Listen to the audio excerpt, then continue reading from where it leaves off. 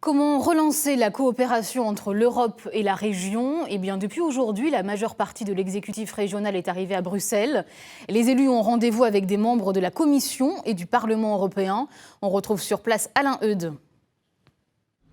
C'est quasiment tout l'exécutif régional qui se trouve en ce moment à Bruxelles. Le président du conseil régional, François Bonneau, bien sûr, mais également 9 vice-présidents, tous concernés par les dossiers européens, car ce déplacement est symbolique d'une volonté d'accélérer les relations entre le Centre Val-de-Loire et l'Europe, tout particulièrement du point de vue de l'accès aux aides financières européennes, des aides crucial pour de nombreux projets régionaux portant sur l'économie numérique, la transition énergétique ou encore la formation des demandeurs d'emploi.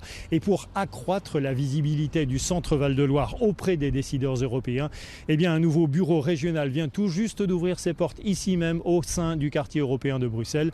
Un bureau dont François Bonneau justifie justement l'ouverture.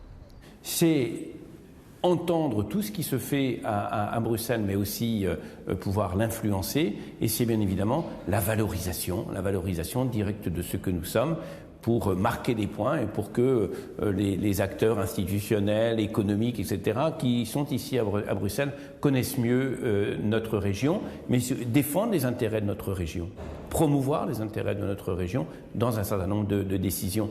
Il y a des dispositifs qui sont des dispositifs nombreux. Quand vous êtes sur place, quand vous êtes en veille, quand vous êtes en débat, quand vous êtes en discussion, vous en tirez un meilleur profit.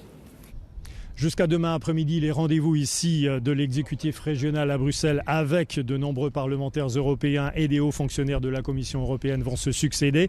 Un déplacement politiquement aussi symbolique donc, car dans le contexte de la campagne présidentielle en France, le Conseil régional Centre Val-de-Loire, lui, se range plus que jamais du côté des pro-européens.